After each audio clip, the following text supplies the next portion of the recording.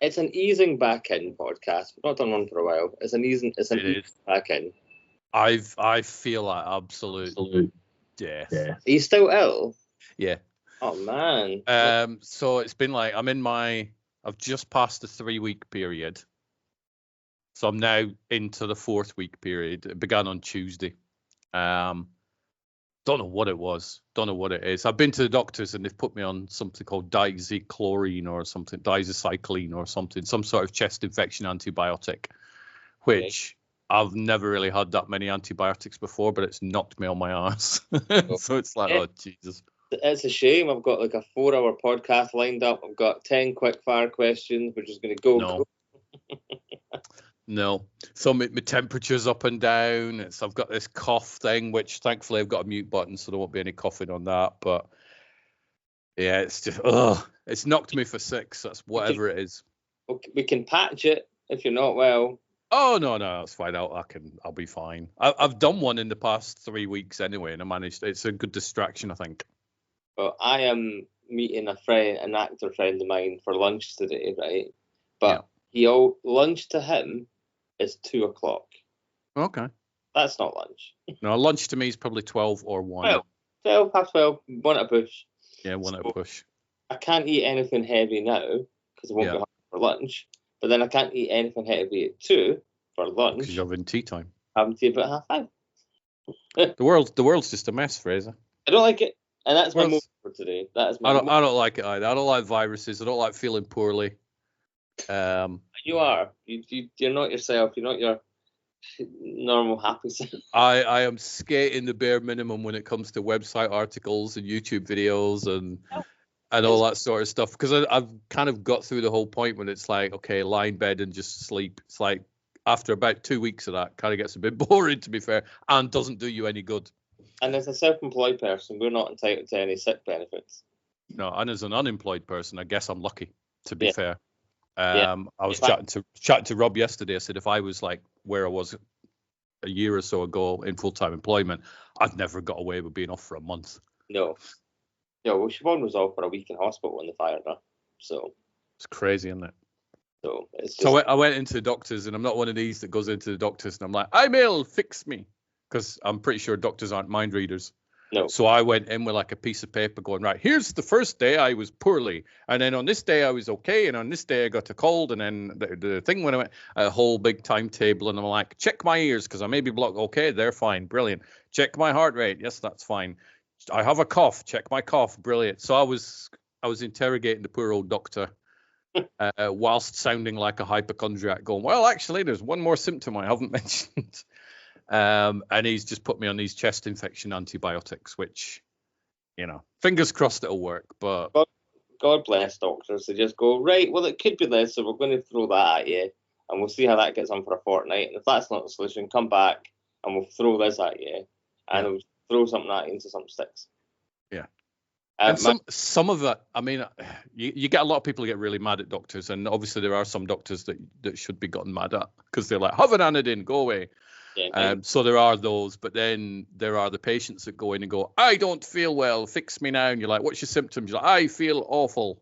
And you're like, if you're a doctor, it's like, well, come on now. What do you want me to do? Come on, help me a little bit. Help me. So I was the helpful patient. I remember before Harrison was born, I just broke out in the worst rash all over my body, apart from my face. Yeah. Like chest, back, arms, legs, you name it. And it was chicken pox like, but not chicken pox. It wasn't itchy, it wasn't irritating, it wasn't anything like that. Yeah. And the doctor was just like, I don't know. He said it'll probably go away on its own. Yeah. And he gave me some cream, and annoyingly it went away on its own. But I remember speaking to my friend who's not a doctor, but had a 1-year-old. And I showed him it, and he was like, "Oh, it's this."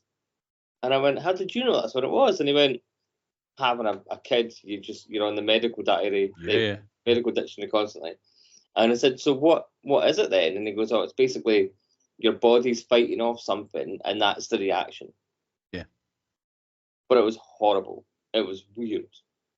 But whatever this thing I had for the previous 3 weeks, obviously I'm on chest infection meds now, but whatever the thing was previous, don't know what it is. And I had this in 2018. I remember going to the last Sci-Fi Wales, coming back, and then about 4 or 5 days after, I was really ill for something that just hit me for months. And I'm not one of these that's like, I've got a headache, I'm going to go to the doctors. I'm like, unless my limbs start falling off, I'm not going. And the only reason I went this time was because Annette was like, go to the doctor's, go. And I'm like, okay, I'll just go to shut you up, because she's a worrier and stuff, which is nice, but and that's why I went. And they didn't find, I had blood tests and everything last time, couldn't find a thing. Oh, we don't know what it is. Brilliant. Well, that helps. And then similar to this thing, which is a bit different but similar. No idea what it is. So I'm now on chest infection things. So 2018 was the last Sci-Fi Wales? Yeah. It was indeed. 2015 was when we were there. Yeah. And then there was for 4 years. Yep. So yeah, 2018 was the last one. Way back when. Long time ago. Yep, I know. And now we're back in 2025. We are. That'd be good. We are. And 2016 was the last. Well, that was my San Diego Comic Con. Yep. It's 2016. Which I might be going to, maybe, because we've applied. But I think it's wild that I've got the email in front of me. Here comes the cat. She's in heat and therefore a pain in the jacksie. Brilliant. Okay. She's peeing everywhere. She's meowing. The rabbit is very curious about her. Yeah, don't let rabbit get too curious. No. So yeah, space availability is based on cancellations, as we have an extensive wait list. Some exhibitors are going on 5+ years already. I can believe it. Yeah. When we do receive a cancellation, those who have been on our wait list the longest have earned first opportunities. But that to me says that for the last however many years, it's just been the same exhibitors for however many years, and they don't let other people in unless that person cancels. No, I mean, sort of exhibitors and panels are different. Yeah. Because obviously you're probably not going to get the same music composer that goes every 5. I mean, when I went in 2016, Tyler Bates, the music composer, he was doing a Q&A panel. And, I'd love to have gone to see that, but I didn't manage to get in. And he won't be going every single year. So it's like the exhibitors will change depending what projects they've got going out. But obviously, like the people who sell the Funko Pops and those sort of exhibitors, they'll just go every single year until they can't afford to go anymore. They run the world. They run the Comic-Con world because it's Food Pop, and they also do MCM. Yep. And I think they do New York as well. Yeah. But so we said another option would be to host a panel discussion. With a panel, you can have a Q&A, show clips of your film, and bring in talent. So that sounds more like what we want to do. That would be better for you, I think. Yeah. And you've seen all the Comic-Con stuff I shot. You would more than likely be in the upstairs part. Yeah. Which is a big, the big round bit, and it's just all these little, not necessarily little, but there's all these meeting rooms. Yeah. And I think I still have all my schedules and timetables and stuff from 2016, and there's absolutely tons of them. Yeah, I'm not expecting Hall H. No. I'm not even expecting Hall A. No. I don't even know where Hall A is. I did manage to get in Hall H, and that was pretty good. But yeah, Hall H is your Marvels and your Star Wars and your the DreamWorks at the time. So Doctor Who's, yeah. Yes. So I just want to be there. Well, I'm not even sure. I mean, I'm not even sure Doctor Who's in Hall H. I don't. It might be. But when I was there, the Supergirl panel and the DC stuff were in the ballroom, which is one of the other ones, one of the smaller ones. So they weren't in Hall H. That's crazy. But yeah, if we go, we will absolutely promote the crap out of it that we're going to be there, and see what industry professionals we can get to come along too. So we'll see. And I've applied for New York Comic Con, and apparently, you'll find out in August 23rd. This August, that's impressive. Yeah, because it's October, isn't it? So, which means... Oh, yeah. If I'm going to try and find out if they did say when it was going to be. And if it is, I can't even find it now. So, New York Comic Con hasn't been on this year yet, then? No, New York's October 20... October... Hold on. It's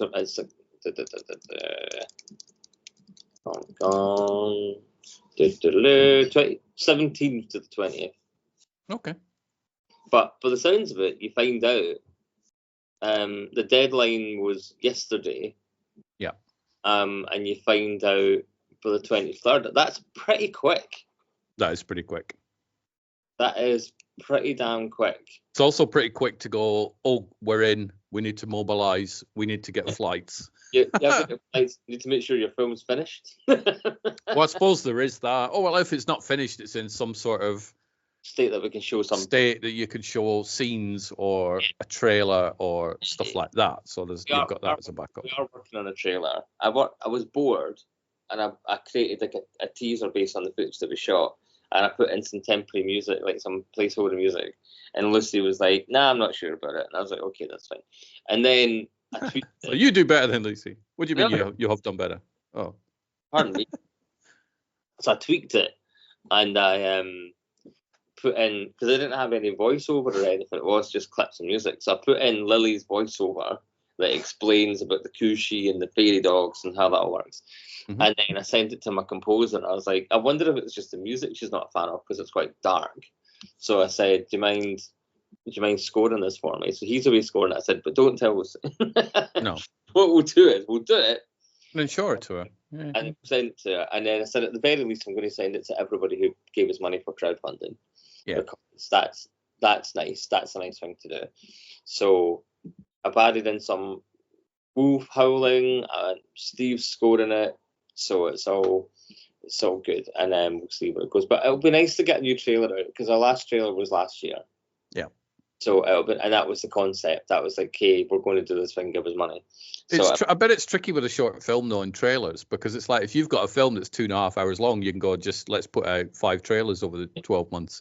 But if you're doing a short film, you can't put that many trailers out, because then you've shown all the footage from the majority of it from your film. So I bet it's a whole tricky animal. I think our film is about 18 minutes, maybe 19, and then so the trailer I've cut was like 1 minute 17. Well, that's about right, though, isn't it? Yeah.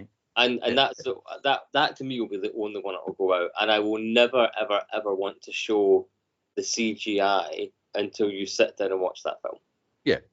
Because why give that away? Well, there's no point, especially to the internet, because we know how wonderful, caring souls they are. We're not talking about them. We're not talking about them. We're being happy, positive people. There's a new Star Wars game coming out at the end of the month, and we're going to be happy about it. This is Outlaws, isn't it? Yeah, it looks great. Is it an online game, or is it a single-player game? Because I don't really know too much about that. Let's say I've been doing the bare minimum for the past 3 weeks, so I'm so far out of the loop. And considering I do have a Star Wars YouTube channel now, I should really know a little bit about Outlaws. There's a season pass. I know that much. Yeah, so that would just be for downloadable content and stuff, won't it? It's open worlds with a story. Okay.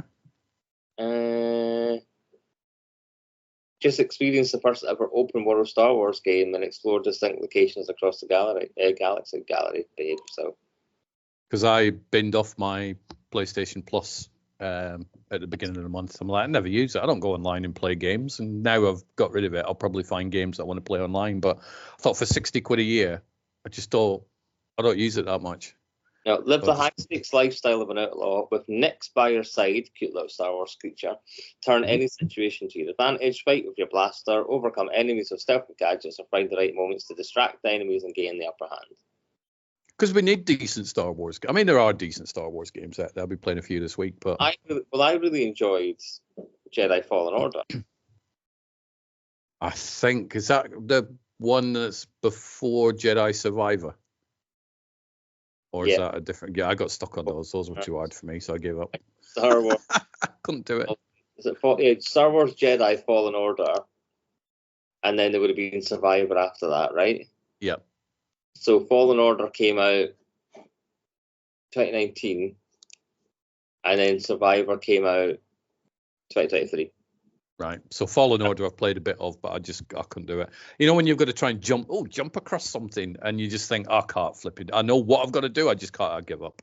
I've got very low tolerance for stuff like that. So, there was a bit in that game where you're sliding down ice, right, in a cave or whatever, and you have to time it right to jump to get on the right bit of ice and not fall to your death.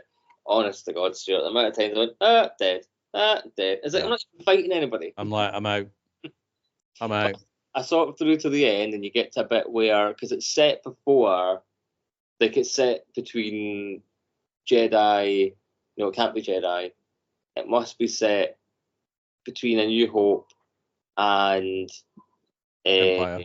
and no Revenge of the Sith. Oh, Sith. Yeah. Because you get to a bit where you fight Darth Vader, and everyone tells you to just run away. And I'm like, I'm not going to run away. I'm going to take on the big man himself. Run away. Oh, run away, Fraser. Yeah, it's Darth Vader. He's Darth Vader for a reason. That's not the mission. The mission isn't fight Vader. The mission is run away. But it was the lightsaber battles were great. Like it was, so, and I'm a lightsaber sucker. Like that's what I loved about the Acolyte. The lightsaber. The lightsabers were, people bashing the Acolyte for whatever reason, but the lightsaber stuff was amazing.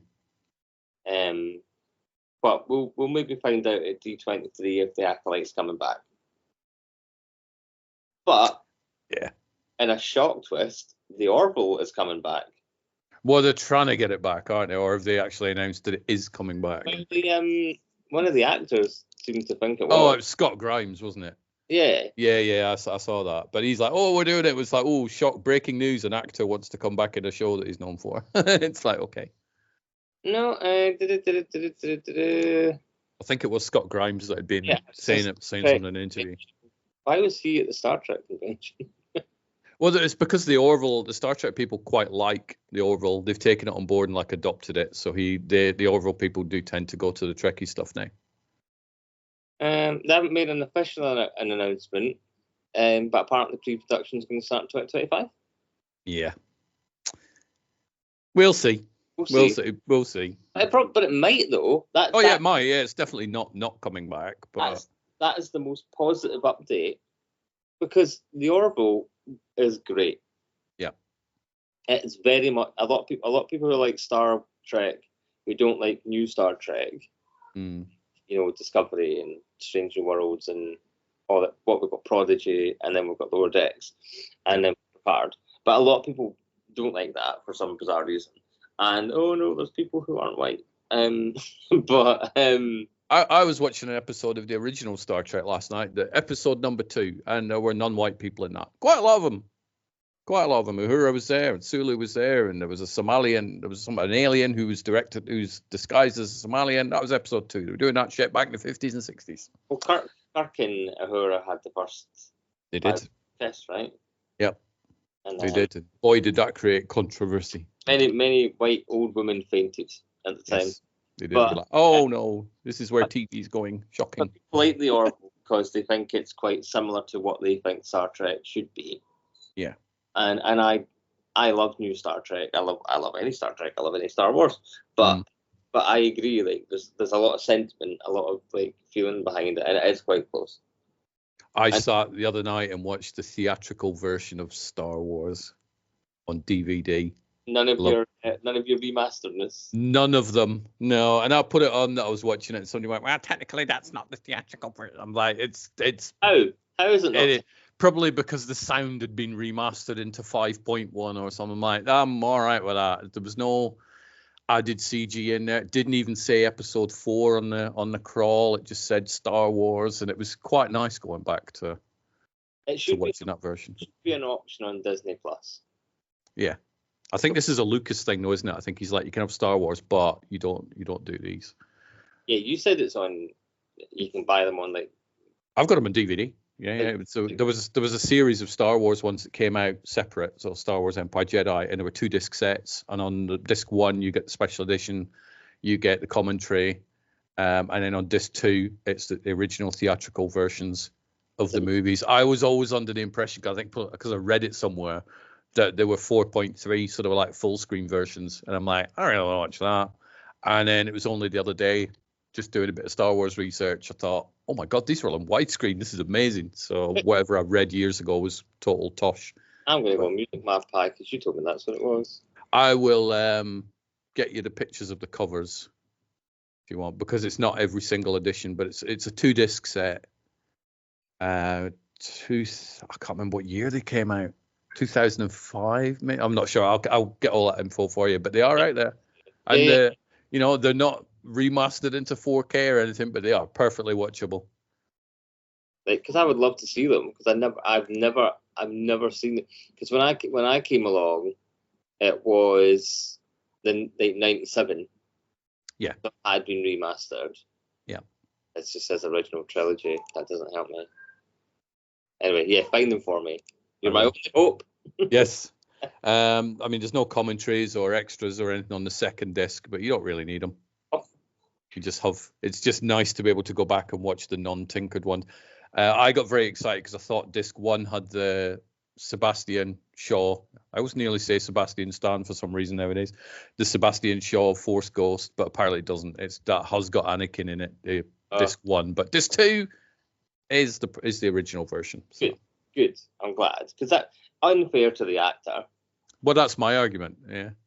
Like, at the end of the day, it's George Lucas's film, but or is it? Because he didn't direct it. The director is no longer with us of Return of the Jedi. No, so, it was Richard Marquand who did Jedi, who passed away. So it's like I don't really agree with people tinkering with somebody else's film, even though it's George Lucas that owns Star Wars. But there's a whole different conversation there. Empire was Irving Kershner. Yeah, who did RoboCop 2? He did, but never mind. There's certain elements of RoboCop 2 that I enjoy. Like RoboCop. RoboCop's good. Take the wee boy away. Mm-hmm. That's Nancy Allen is amazing in it. Mm-hmm. All the returning cast are great in it. Peter Weller's having a ball. Is this version of RoboCop that gets it reprogrammed and thank you for not smoking, and it's like all these things that they do, and then he electrocutes himself. And I really like the scene where it's the videotape and it's all like the failed attempts at RoboCop 2, and it's like they're killing themselves and shit. Yeah. So there are some fun. I haven't revisited it for a whole bunch of years, but I don't remember. Oh, and you know what, Stuart? I'm going to be controversial. I quite enjoyed the third one. Third one's okay for what it is, other than Jetpack RoboCop, but and robot samurais. Yeah. And Rip Torn being the Rip Torniest he's ever been. Yeah, I'll watch Rip Torn in anything. I think he's awesome. But if you can dodge a wrench, you can dodge a dodgeball. But three feels so much more in line with the TV show that they did. Yeah. And do you think they'll ever do another RoboCop? Well, they did the rebooted RoboCop, which, do you know what? I didn't mind. I thought it was okay. It was all right. But there's a RoboCop game out now, isn't it? A first-person shooter RoboCop. And is it not Peter Weller who does the voice? I don't know. I'll play that. Pretty sure it is. Yeah, no, at some point I'll pick it. Now that I've got a PS5. Yes. I'll pick it up at some point. But we have to be picky because we get like maybe an hour or two, like every couple of nights to sit down and play the PlayStation.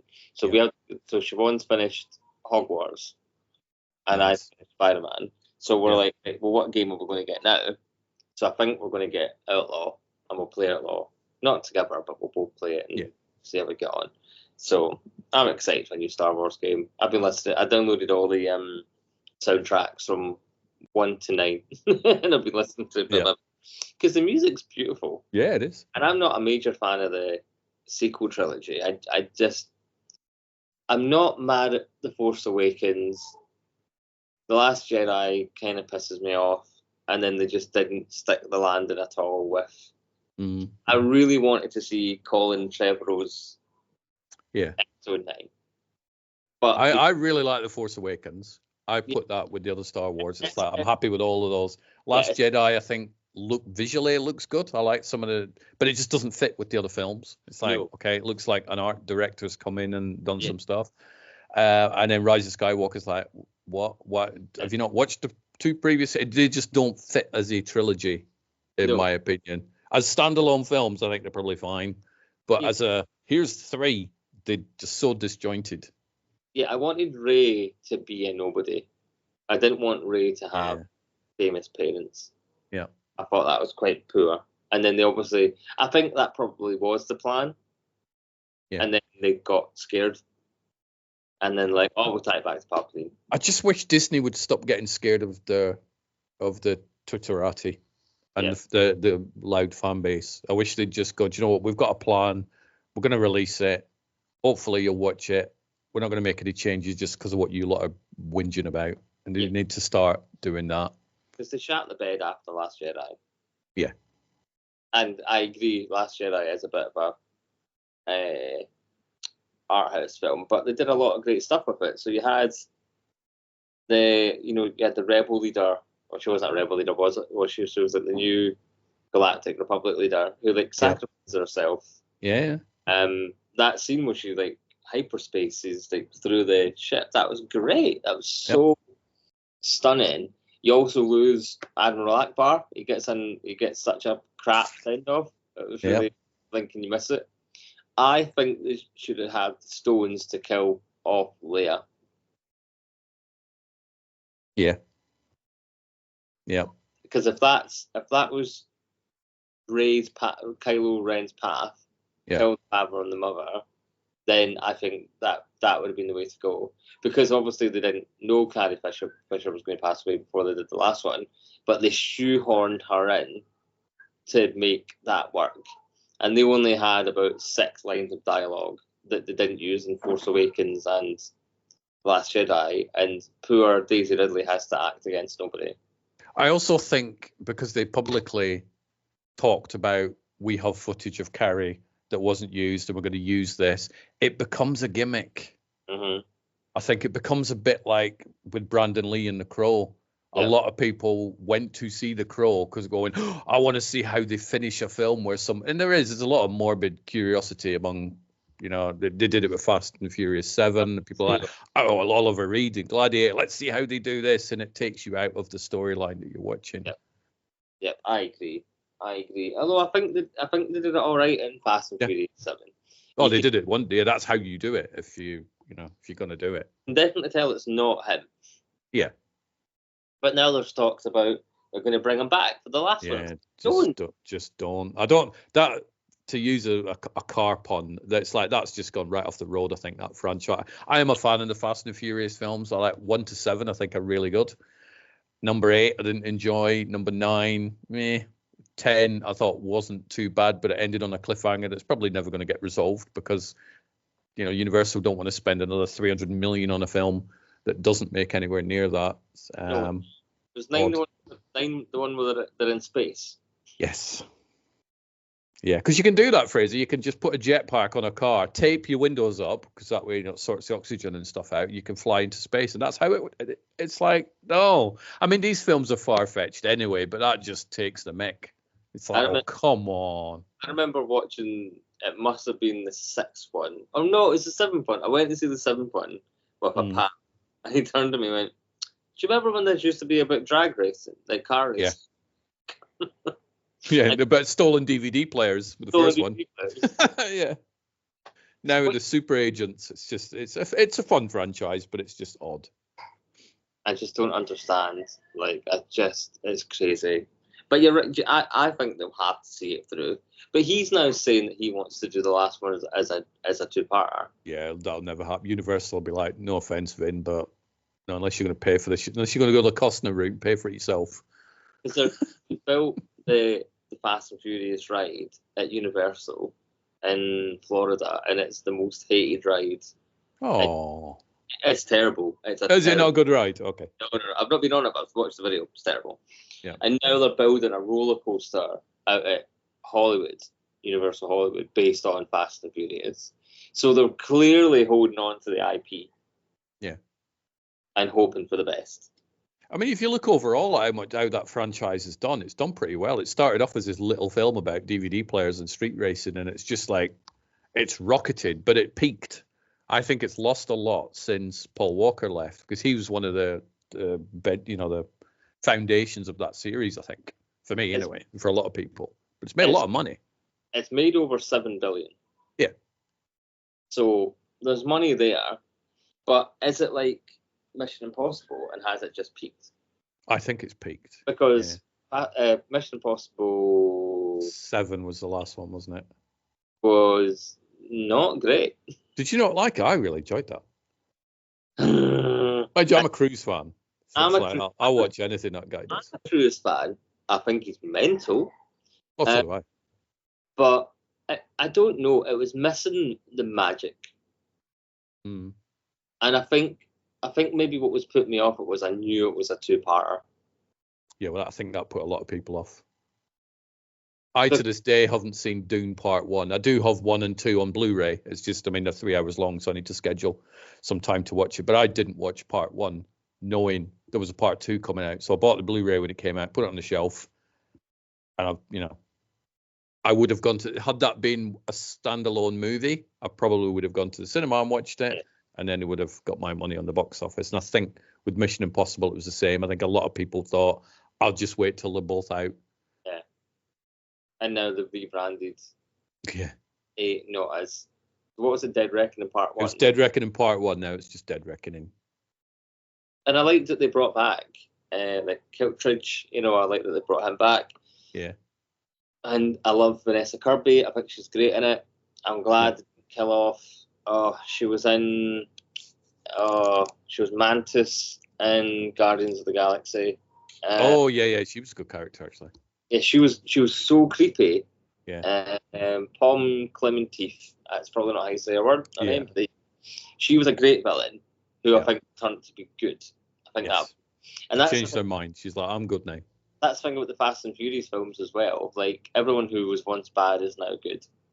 And everybody who was once dead is now back again. So Han came back. You're like, what's all that about? But that was clever done. Han came back. Gal Gadot came back. Michelle Rodriguez came back. And The Rock, they've got The Rock back. Yeah. So they've obviously settled their argument. Yeah. Because it's funny when you watch their last movie that they're in together and that there's no scenes of them together at all. No, they didn't get on well at all. The two alpha egos in the same room does not work out well. But it's like the Fast and Furious films are just stupid, mindless fun. And I'm all right with that. I think they need to do a crossover between, and I keep saying this, Fast and the Furious and Transformers. Yeah, and G.I. Joe and all that sort of stuff. Get all those in. Well, they're doing G.I. Joe and Transformers. Yeah. It's happening.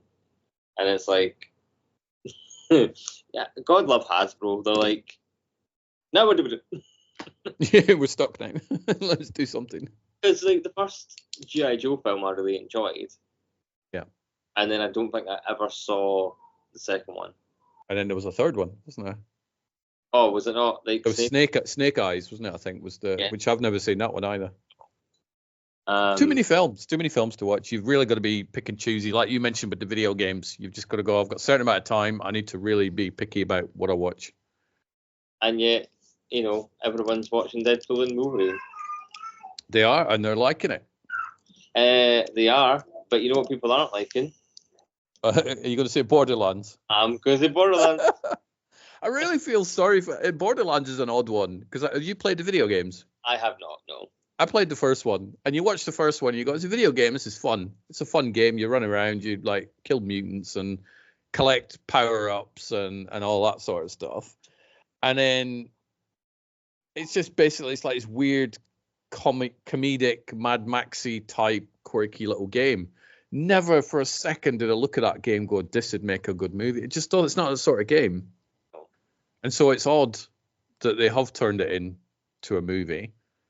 But the people involved in making the movie, I mean, Eli Roth, he knows he's a bit hit and miss sometimes, but I like him. You've got a really good cast list. I feel like Eli Roth's an odd choice. Yeah. Yeah. Michael Bay probably would have been like, that sort of choice for a Borderlands thing. Somebody who's just very kinetic. Or George Miller or something. Because I didn't know that who did District 9, Neil Blomkamp. Neil Blomkamp, he would have been a good choice, actually. But I didn't know that he did Gran Turismo. Oh, it's such a good film. I don't know if you've watched that.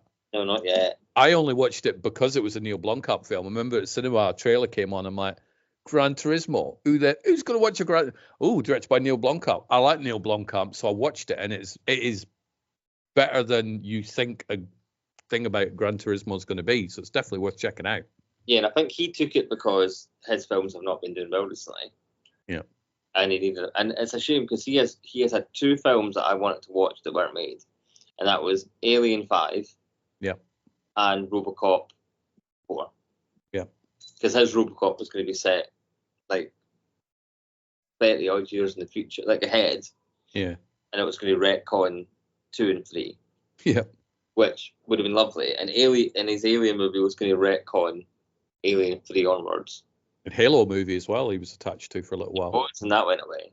Yeah. Deadpool and Wolverine currently sitting at over 900 million. So that'll pass the billion by Monday morning, won't it? Yeah. This weekend it'll hit. Worldwide, 903. 851. Marvel Jesus. Yep. And it's good. I'm happy for it. I haven't seen it yet. I mean, it's funny. It's like the film's been out, 3 weeks? Mm-hmm. And you'll still see somebody mentioning, oh, so-and-so's in it. And then you'll still see somebody going, spoilers! It's like, seriously, 3 weeks, for God's sake. I'm not shy about spoilers now. No. Obviously, day one, you go, just don't tell me anything, because I'm going to go watch it tomorrow, that type of thing. But if you've not watched it now, you can't be whinging at somebody for saying, hey, so-and-so's in it. No, and now, like, Ryan Reynolds is putting up posts on his Instagram and socials thanking these people who are in, like, cameos. Yeah. And doing a post about them. So, yeah, there's nowhere to run now. And it's been out for 3 weeks. It has. So it's more than enough time, isn't it? And it's like, you see people, look, they shouldn't be doing spoilers and stuff like that. And I'm not a fan of spoilers. That's why I've not even mentioned, so-and-so's in it. I know some of the cameos are in it, but there's a lot of people probably haven't watched it. But it's not our job to protect other people from spoilers 3 weeks after a film opens. No. If I don't want to know something about, like, the finale of House of the Dragon or something, which I have seen, then I stay off the internet until I've watched it, and then I can go back on, because the internet is full of people spoiling stuff, and we know this. So therefore, just for fun. Police yourself. Like, just for fun. Yeah.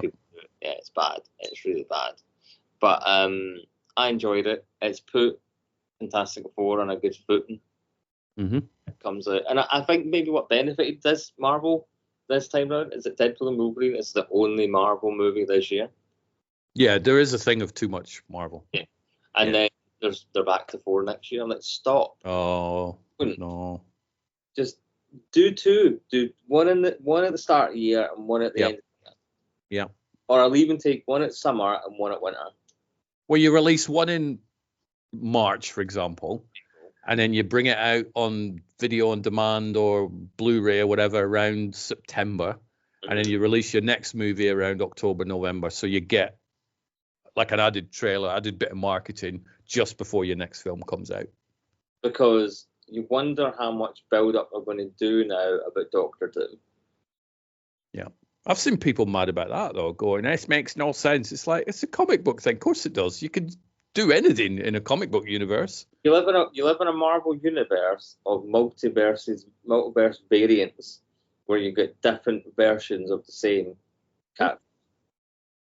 There's a Captain Britain played, and it's Peggy Carter, and it's not the same Peggy who's away with Steve Rogers in our universe. So, and there's a Captain Marvel who's not our Captain Marvel. So just get a grip. We had 3 Spider-Man in the last one. We did, and you know what? And we were fine with it. It was great. Made a crap ton of money. Yep. It'll be, my guess is, and I don't know where you're up to in your lore, but I'm guessing you've seen the first Iron Man film. Oh yeah, I've seen the majority of the Marvel movies until I haven't seen Black Panther 2. I've never seen Captain Marvel. I need to watch that one. But I've seen the other Captain Marvel. I've seen the Marvels and all that, Ms. Marvel and stuff. So there's a few that I've missed. The TV shows, I am way behind. I've only seen Ms. Marvel in the first season of Loki. That's it. That's the only Marvel TV shows I've watched. I haven't watched One Division or anything like that. So season 2 is good. But what I think, there'll be a version of Iron Man who the bomb will go off, the car will explode, and rather than the shrapnel go into his heart, I think it'll go into his face.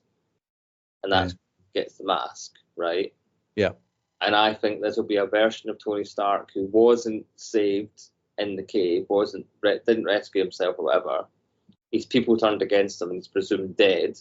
And I think he'll move away to Latveria, the fictional European country of Doctor Doom, and he will take up a new identity. Yeah. And I think it'll be a Tony Stark. It has to be a Tony Stark variant. Yeah. And I think a Tony Stark who's turned bad. Yeah. I think Downey will have a blast playing that, not just for the huge paycheck he's getting, but just because his films away from Marvel haven't done really well. So I think he's an actor. He wants to work and earn tons of money. Why wouldn't you? So he's like, I'm going to go back to the thing. A bit like the Russos are doing with their films. They're like, oh, we'll go back to that because that works. He's not getting paid more than 80 million for 2 movies. Yep. And it's more than 80 million, so it's probably close to 100. And that's, he'll get back end points. But they can't. But they can't afford to pay the writers. It's insanity. These budgets are just crazy. What did? Oh yeah. It was Marvel have committed to spending $5 billion a year on their movies. That's too much money. And we spoke about this. Yeah. About how we spoke about Indiana Jones, we spoke about Mission Impossible, whatever, and all these other big movies were coming out at the time, and they all had budgets of like 300 million. Yeah. They're like, well, you're never going to make that money back. No. Same with just make them shorter. Yeah. There's no reason, and a story's always got to be as long as it's, a film's got to be as long as the story needs to be, but an Indiana Jones thing doesn't need to be 2 hours and 20. No. Mission Impossible doesn't need to be like 2 hours 40. John Wick 4 doesn't need to be 2 hours 50, as great as that film was. So if you chop down the running time of a film by whatever percent, 20% or something, you're saving money because you've got less shooting days, you've got less music score, you've got all that stuff. Just give the extra money to the writers. Like, Mission Impossible has made its money back.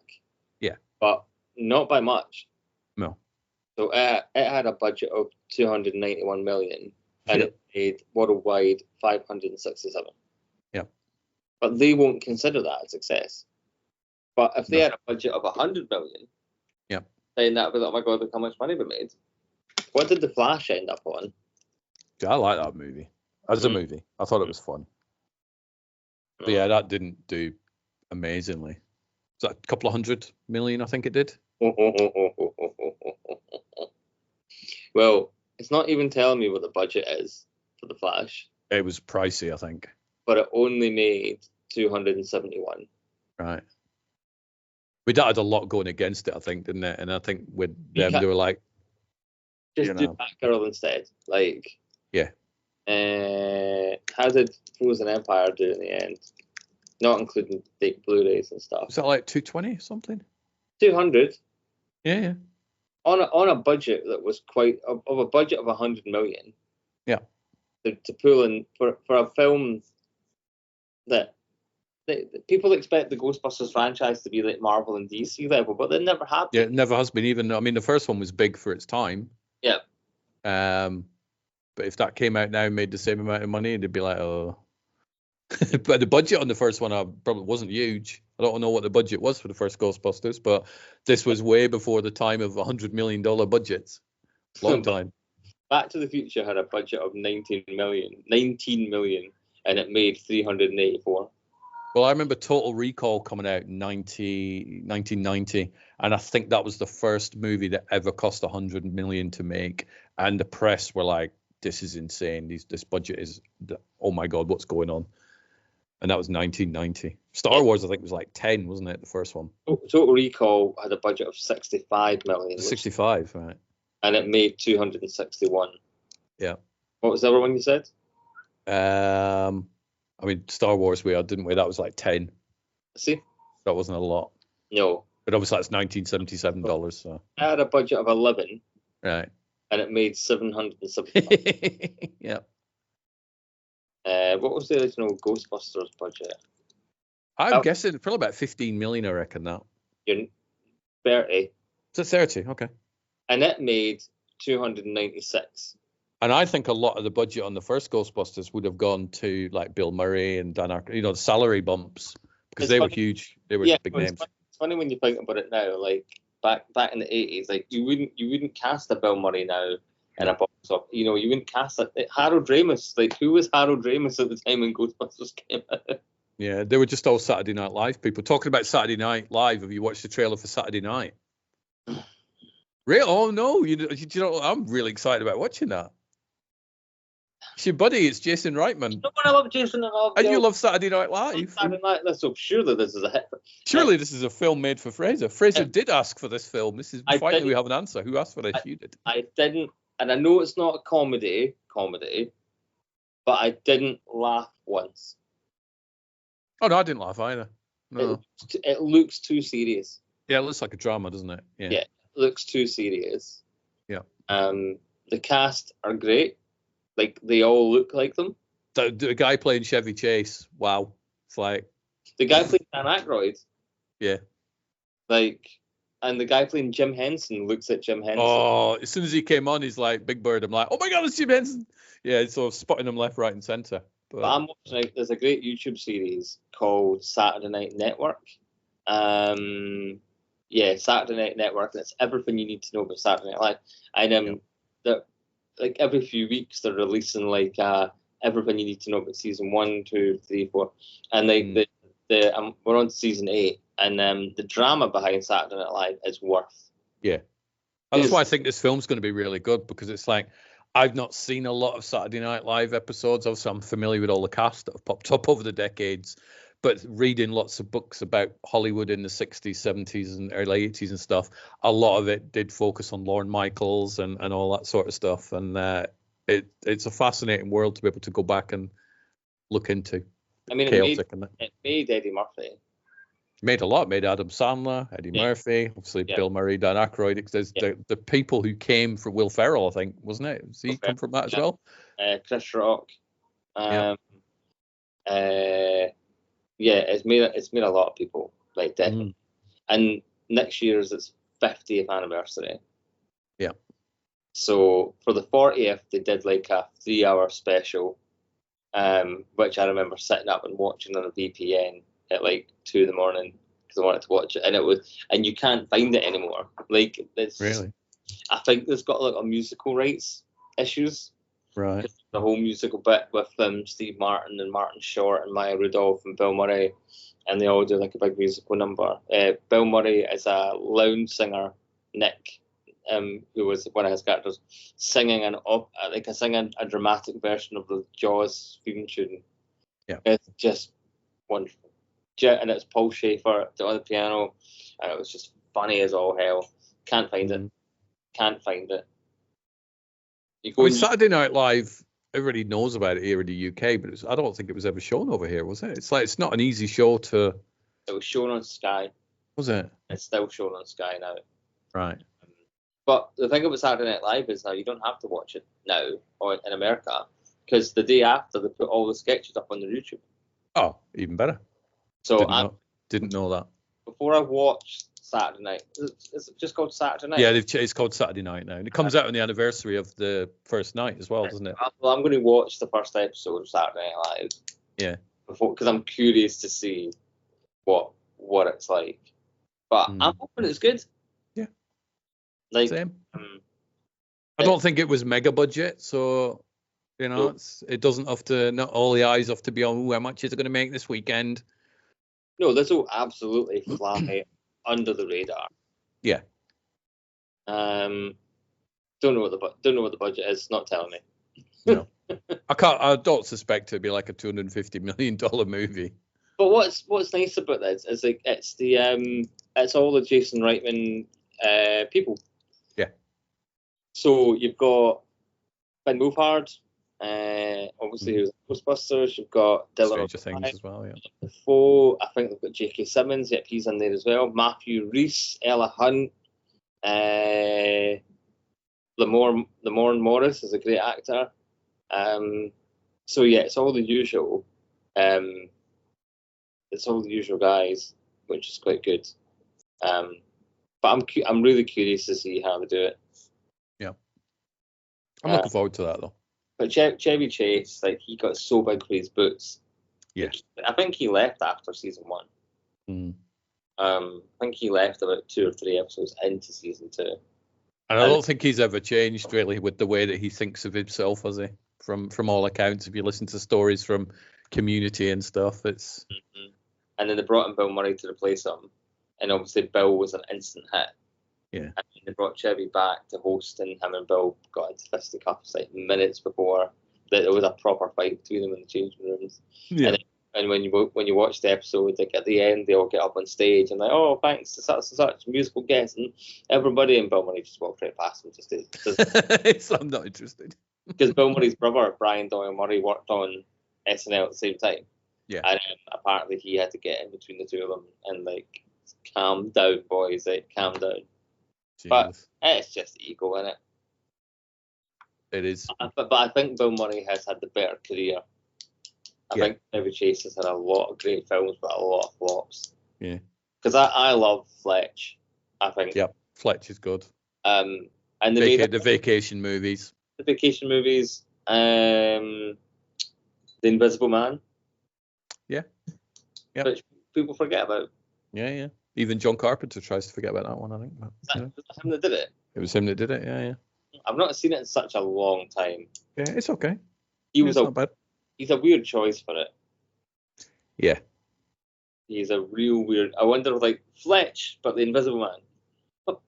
Yeah, it is. It's an odd one, but it's a good film. It's worth revisiting. They last year, I think, or the year before, they brought out another Fletch movie. Yeah, with John Hamm. Yeah, I haven't seen that. It was really good. Yeah. Right. And the plan was the plan was to do like kind of 3 of them on the books, and then obviously it just didn't do enough money. But our films expect now to do a lot of business in the cinemas when the cinemas themselves are shutting down. Yeah. Because there's not 60 Cineworlds that are going.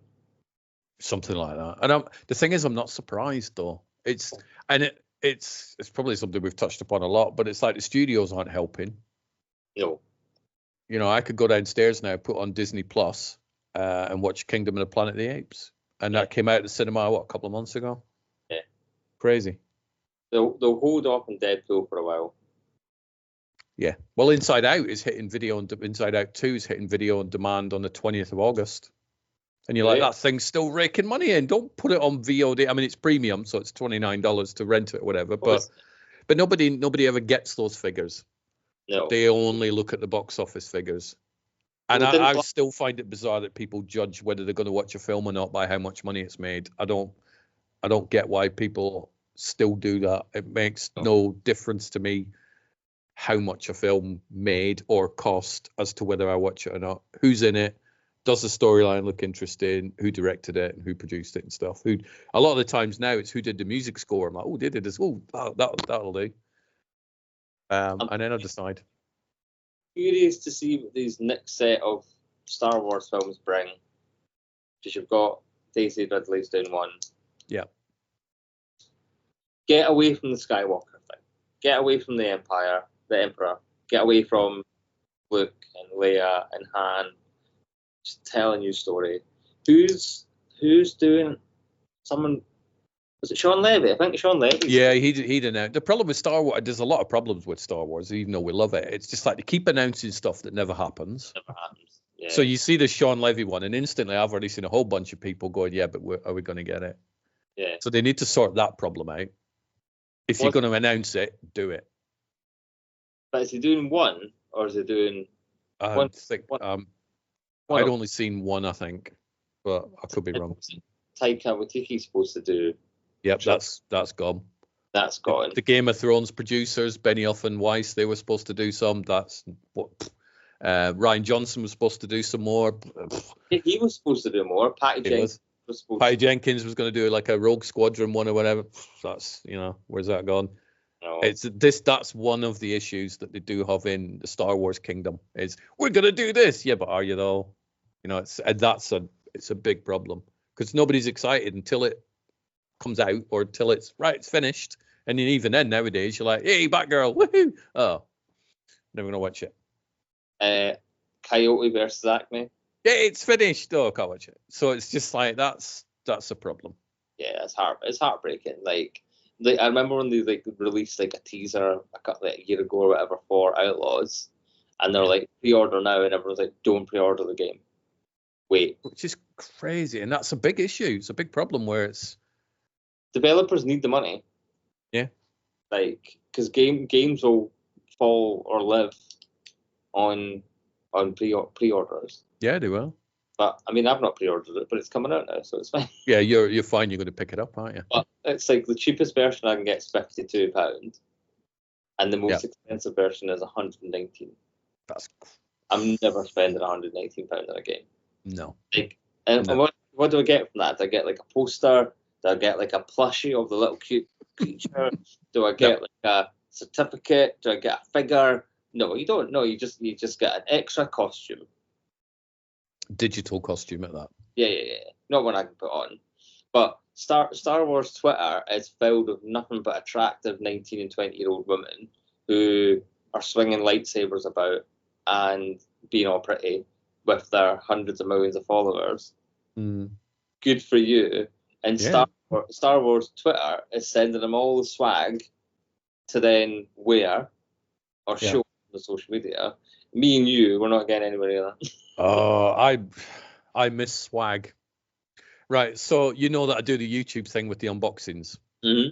I sent an email out, and I've got a reasonable following if you combine the Twitter, the Facebook, YouTube to a certain extent. So it's into 5 figures, my reach, so to speak. I sent an email to a dozen toy companies and whatnot going, here's what I do. Here's some examples of what I do. Is there anything you can send me so I could do that with your stuff? And then this little advert for you will go out to all these people. None of them replied. None. And I sent this out on the 9th of July because I wrote down who I wrote to and when I wrote to them. None. There was one Blu-ray company that sent me a thing through, but that was because I personally deal with the person who I emailed. So it wasn't in that same list, but none of them replied. Rob from Sci-Fi Wales, he and I often chat about the state of PR companies and companies in general who aren't helping themselves by not. And I'm not expecting like a big Jawa sandcrawler to show up filled with toys. No. But it's like, just send me one thing that you really want pimping out or whatever. Not even a reply to an email. Crazy. Right. And yet I had a really good relationship with Sony over their Ghostbusters stuff, both in the UK and America. For the 2 movies, I have been sent stuff. Yeah. So there are good ones out there. It's just like I can't find them. There's not many of them anyway. Oh no, but like that was a rare hit. You know, that's not going to happen with Disney. That's not going to happen with Netflix or whatever. No. It's not even going to happen with the BBC. Like, it's not like, it's just like you probably approached character options about Doctor Who stuff and they never got back to you. No, I approached a lot. I spent like a whole afternoon on the internet going, let me just build up a list of toy companies and, you know, all UK based ones and all that sort of stuff. Is nothing, not a peep. So it's like, oh well, guess they're not having anything advertised on my site. But yeah, it's crazy. But there are some good companies out there that send information through, Hasbro and stuff. They're really good. So I'm quite happy with them. But same with agents. I went after about 10 agents and I emailed them all. And I don't just go info@agent.com. I look up who their agents are, see who they represent, see if it's in line with what I do. And then I get in touch with them. Not a peep. Nothing. I've had like 2 replies, both like, one of them like, sorry, we're not taking anyone on. And the other one's like, well, I really want to help you. You're exactly the person I want to represent, but I can't represent. It's infuriating. So it's like at the minute I have more fun doing these sort of podcasts and doing my little YouTube videos with stuff that I've just got in the house already than any of the other stuff at the minute. Because it's like, even some of the press releases that come through, they're the most basic things ever. Here's a poster. A lot of the time they don't even have posters, it's blocks of text. It's like, well, I ain't going doing loads of work to put together something for nothing. It's like, I got bills to pay. So yeah, the state of support for everything, certainly indie, is just bonkers. I'm going to put you in touch with my producer in Australia because he's just put the trailer out for his Zombie Kangaroo movie. Yeah, that looks pretty cool actually. I've not watched the trailer yet. I'm going to watch it when we finish our podcast and go look at it. But I'm going to put you in touch with him because if he can do anything for you, he will. Yeah. And then when Faithful comes out, obviously it's all going to come your way. So, but help yourselves, guys. Like, it's crazy. Oh, why is nobody watching my film? Because you're not promoting it. Because films get lost in the sheer tsunami of all the other films coming out. Yeah. You just have to look at Tubi now, Tubi in the UK. Look how many titles are on Tubi. Yeah. If you're not promoting yourself and you're letting people know that you're on Tubi, you're not making money. No. You get lost, don't you? You do. You absolutely do. And another thing that can get lost is social media. That's getting worse, isn't it? I've deleted in the past week probably 35 people off my Facebook. I'm like, no, you're an idiot. Just get rid. I've cleared up so many. And my timeline's starting to look nicer though. I go on in the morning and it's people talking about movies and stuff. It's not people going, I'm now a political expert, or I'm now an expert in the Olympics and all that sort of stuff. It's just like, I unfollowed a lot of people on Twitter recently because I'm seeing them share things and I go, oh, okay. Nope. I've done, not even kidding, about 30 people in the past week. And I just don't care. It's like, I'm just not having that in my time. It's my timeline. I don't really want it polluting every morning by morons that don't know what they're talking about. So I just I took an actor off my socials who I worked with once in 2013. He had a small part in a short film. And he keeps messaging me whenever I'm looking for anyone of that ilk. And he's like, oh, don't forget me, sort of thing. And I was like, oh, as soon as I have anything for you, like, I like working with you, you're a great guy. And I went to see him at the Fringe, like, in 2013. And then I caught him on one of those Doctor Who slamming angry grifting YouTube channels. Oh, no. Misgendering Yasmin Finney from Doctor Who and just being like, and misgendering and Jinx Monsoon. But blatantly doing it rather than accidentally doing it. Oh, no. And they were correct. And I'm going to annoy them. They were corrected about that. And then they still carried on. Yeah. And they were trying to say that Russell T Davies was a dangerous groomer of children and all that sort of stuff. And I was like, surely that can't be him. That cannot be him. It must be a different guy. No, it was him. So I immediately took him off all my socials. And I'm like, well, I will never. And if he emails me, I'll say, no, I saw your YouTube channel. I saw your views. I won't be working with you. I had somebody who I'd been following and they'd been following me on Facebook for 10 years. And it was you're going to work, which thing are people mad and talking crap about this week? There's been a whole bunch. There's been a whole bunch over the past month. It's like, take your pick. And this happened to be the Olympics one.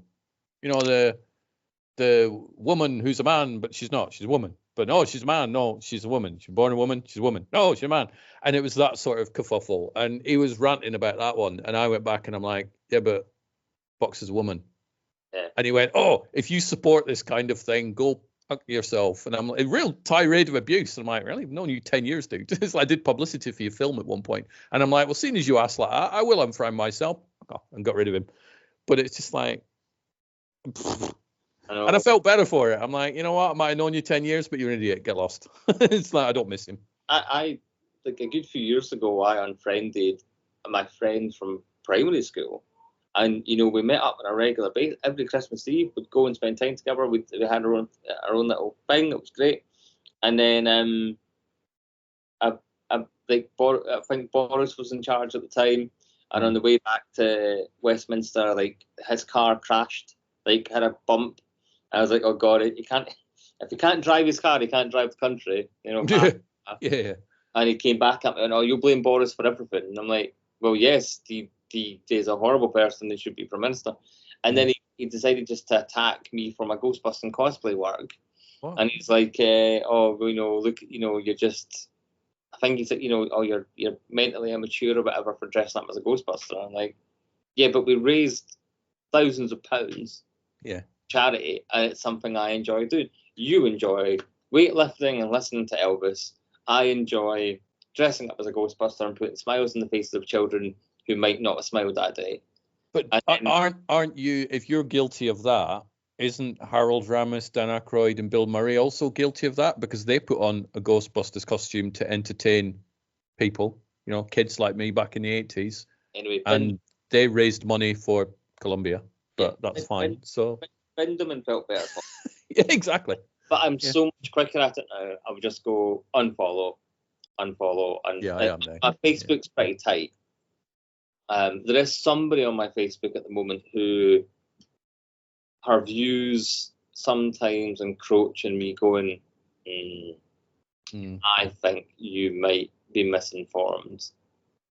And I'll try and educate you. But at some point I might have to take you off my Facebook. Well, that's the thing, is it's like, I'm not one of these, if somebody disagrees with me, I'll kick them off. So I'll happily debate with people. But when I see people blatantly sharing misinformation, clearly non-factual facts, who just made their own facts up, or they go, I don't believe those facts. Here's my facts. It's like, you know what, then you're off. So I'll happily boot them off. But yeah, I'm clearing up quite a lot. Well, I shared a post about how like the SNP managed to get a record number of Scottish students into university this year, and she came back and said, "Oh, it's a minority of Scottish people. They're letting everyone else in from foreign countries, and it's a really low percentage of people." And I was like, "Well, can you show me where you got that information from?" And then she proceeded to give me more information, but no link to it. And she's like, "Oh, I saw it on a leaflet," and I'm like, "What leaflet?" A leaflet. And she goes, "But anyway, the number's really low." And I'm like, "Yeah." And she goes, "Oh, all the unis, like, Scottish people go for free, and it's true. We don't, like, if you live in Scotland and you go to university or college, you don't pay. It's free tuition. But students from any other part of the country, they have to pay.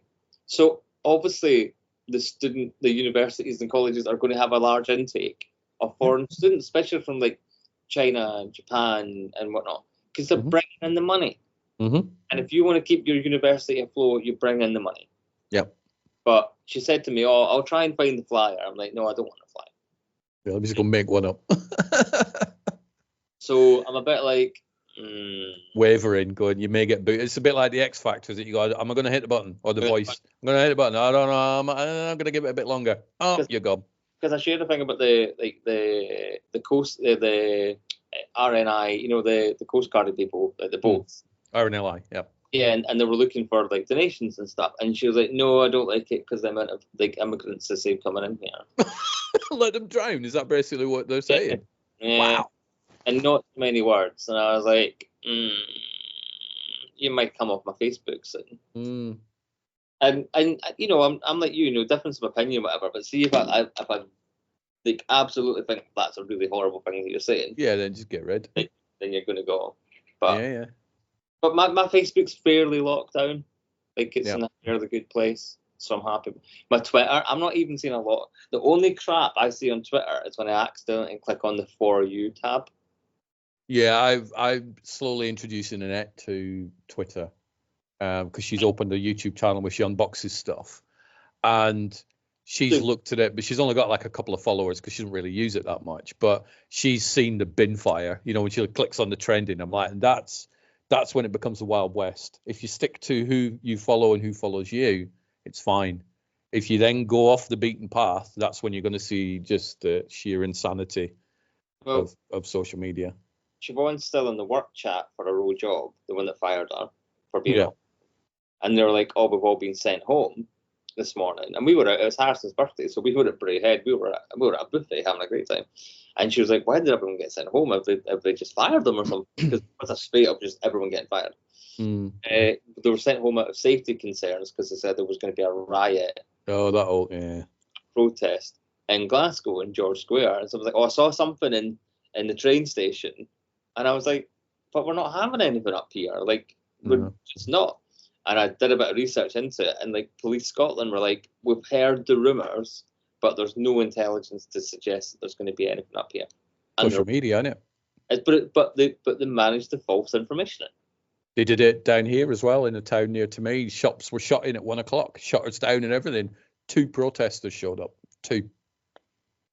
But yeah, all these businesses closed for the afternoon because people were sharing stuff. And I saw on my timeline that people were sharing, "Oh, there's going to be trouble here, there, and everywhere. I've heard this, heard that." But I think I'm hoping that the fire's being put out here now, and not because Mr. Starmer has said, "I have an army of police." That's not going to solve the situation. No. It's the anti-fascists and the anti-racists. Because there's a really funny picture of like 4 guys in one like kind of Union Jack shirt, and they're just surrounded by police because they're massively outnumbered. And I'm really hoping, and they're all getting nicked. You know, they're all getting knocks on the doors and they're all getting sentenced. But the majority, they're all crying, going, "Oh, I didn't know what I did. I'm sorry." And you're like, you kind of do know what you're going to do, don't you? To a Lush and stole a bath bomb. Yeah. And you broke into a Greg's and stole, like. Yeah. And and you know the bunch of them who like block the exits to the hotel where the immigrants are staying and set it on fire. And the Tory councillor's wife, who's a nursery nurse, was like, "Oh, they should get burned alive," and she's been nicked. She should be nicked. And a 55-year-old woman from down south being arrested for spreading false information. Yeah. So it's good that they're cracking down on it. Yeah. But that's not going to deter them. But I really hope that when they're seeing all these, like the other side massing against them, yeah, because they won't be scared of the police, but they'll be scared of hundreds of thousands of people against them.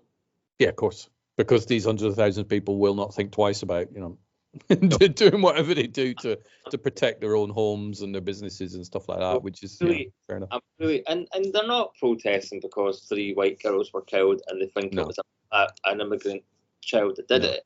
Because it wasn't, it's crazy. It was an absolutely tragic thing that happened. It was horrible. I personally am putting it down to bad mental health. I know we're not a politics channel, but absolutely horrible thing that happened. But the response was the wrong one. Yeah, like that's not like burning, like trying to break a mosque down. That's not saving. That's like me and you going to watch Borderlands. I mean, obviously it's not the same cases, but we go watch Borderlands tonight, and we go, I don't like that film. I'm going to go smash up a Greg's. Yeah. It's not even, there's not even a remote connection, and there wasn't in the, the Southport stuff. Like when England were playing, and they're like, oh, whenever England loses, domestic abuse goes up like 60% or some ridiculous high number. And you're like, well, we don't go watch Ghostbusters and hate it so much we go home and batter our wives. No. So, like, it's just a horrible, toxic culture. But it's fine. We're not part of it. We're not. We see it on the social media, we get rid of them. Yeah. And you and I go, what are they going to say about this film today? and the sad thing is, Borderlands will come under that.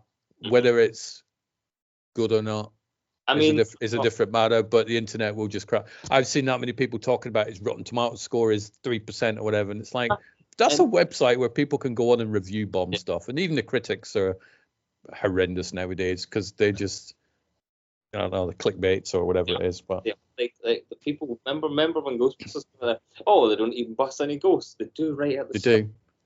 Right at the start, right at the end.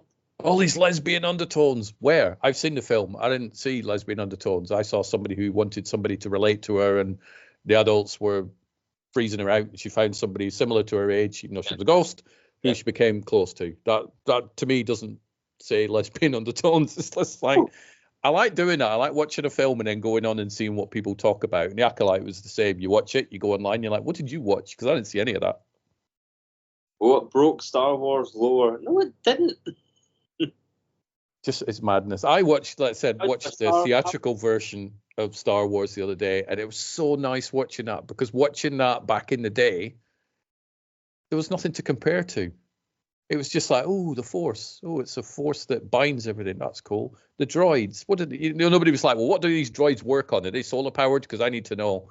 There was none of that. It was just like lightsabers. They make no sense because it's a laser beam and it stops. How does that work?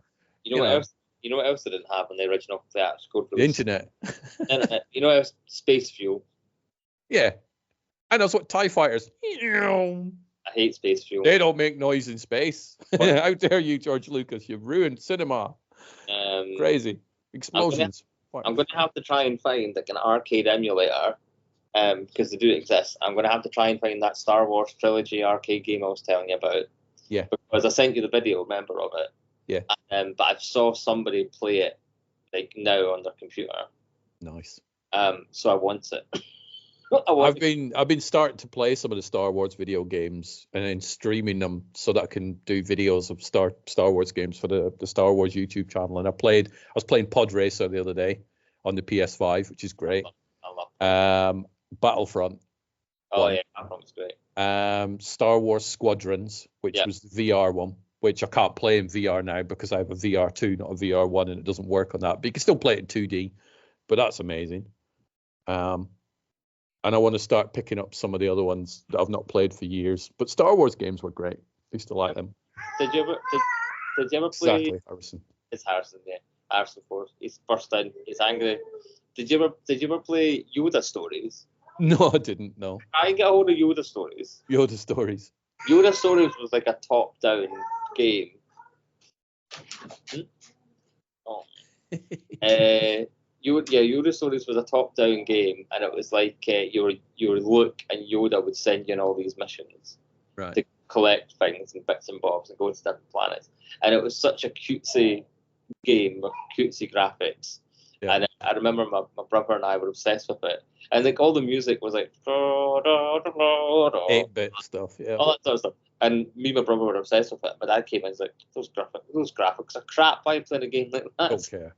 Because it's a suspension of disbelief. But X-Fighter was X-Wing. Yeah. Was like one of the ones that I love playing. X-Wing, X-Wing v TIE Fighter. Yeah, they brought a TIE Fighter one out, didn't they?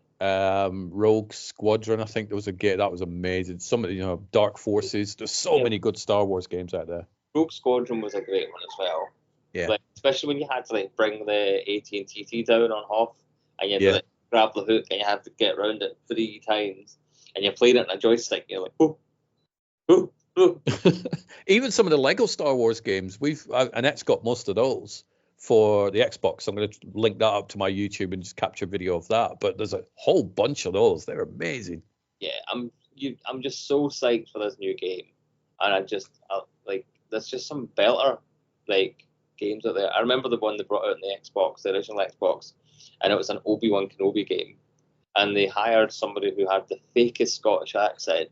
Oh, no. Doesn't even have a Scottish accent in Star Wars. He's got like an Alec Guinness hello there. Yes. Hey, hello. Yep. You believe he's the one who unbalanced the votes. But they had this really Scottish guy. He's like, defend yourself. That's not even, no. It's like clearly they've never seen Star Wars before. It's not even close. It's not even close to what you're doing. So there was a really strong smell in here all of a sudden. I was like, what is that? The cat has missed her litter tray. Oh, lovely. That's one of the joys of having cats. I remember that well. By a good distance. Brilliant. And that's a protest. That's some sort of dirty protest that the cat's doing. Siobhan literally cleaned out her litter tray like 20 minutes before our call. So she's done it out of spite. Yeah, they do. Cats are like that. They're like, I'm just gonna create chaos because I can. They've definitely got an attitude on them. And I know that from experience. Fudge was definitely peeing in places it wasn't supposed to be peeing when we first got him. But he's not been spayed, and boy rabbits are notorious for doing that when they're not spayed. And we will get him spayed. I'm terrified of getting him spayed, like absolutely terrified. But he now knows to use his litter tray. We've not had an incident in a few days.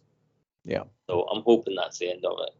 He knows it's his litter tray now, and he's just the rabbit cage is an old one anyway, and Harrison learned how to unlock the clips and open up to let the old rabbits out, and he was fascinated with doing that. But it wore away one of the clips, and the clip has come off. So only one door is shut. And I was hoping Fudge wasn't intelligent enough to figure that out. Fudge is intelligent enough to figure that out, yeah. I got up this morning with Harrison, and I go into the living room, and I look over, the cage is right at the door when you walk in. And I was like, morning, Fudge? He's not, the doors are shut, but he's not in it. And I was like, has he phased through the cage? Used the force. Up in the sofa, just having a wash. Wow. Minding his own business. And I'm like, you little... How? Good morning, Dad. Yep. I'll have breakfast when you're ready. And I'm like, you little monkey. So I've had definitely settled in then. I've had to order a replacement clip, and it's £7 for a clip. For a clip. That's ridiculous. Right? Anyway, that is how much Borderlands is going to make on its opening weekend. £7. By sheer coincidence, it's the same price as a clip. Yeah. Well done. Harrison is definitely going through a phase. He hit 2 on the 7th, so Wednesday, and he's decided that I'm just going to be crazy. I'm just going to be a mental child. Terrible Twos, I believe. That's probably called that for a reason, isn't it? Yeah. So we've got him going through the wee phase. We've got Ophelia in heat, and we've got Fudge doing what Fudge wants to do. So Siobhan is suitably stressed. Yeah, I'm sure she is. Siobhan needs to just restart Harry Potter Legacy. Yes, and I'm going out. And just play it again. And I'm going And out. then you're bailing out. You're going out for your meeting soon, so you know. Tomorrow. So, and then we're having like 15 people around the house to celebrate Harris's birthday on Sunday. Good luck with all that lot. It's be spotless, isn't it? So we need to hoover, mop, buy stuff, buy food, buy everything, buy this. Yep. Keep it away from the cat and the rabbit, and cat doesn't pee on anything. Yep. The toilet decided to block itself last night, so that was fun. Just one thing after another, innit? Cat chat in the bed last night, because that was fun. Wasn't Amber Heard didn't sneak in, did she? No. Right, that's good. What happened to her? I don't know. Her career's just the internet was mad at her, so they don't let her work. So she's gone away. She was in Aquaman too, right? She was in Aquaman 2. I think they cut out a lot because obviously the internet demanded it. Like, we don't want to. I'm not going to watch it if she's in it. It's like, who cares?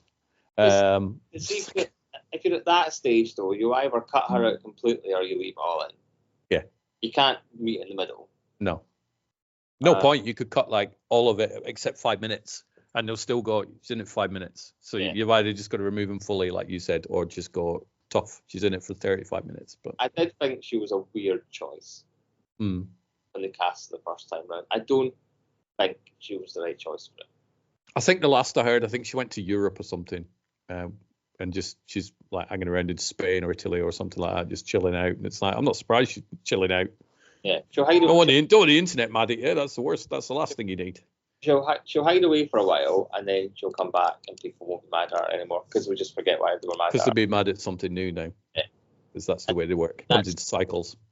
Yeah, it seems to be a cycle now because Kevin Spacey's back. Like, yeah, despite everything he did, he's not back. So yeah, we live in a crazy world, Fraser. We've just got to try and make our little timelines and corners of the world as least crazy as possible. I mean, we're all just killing time.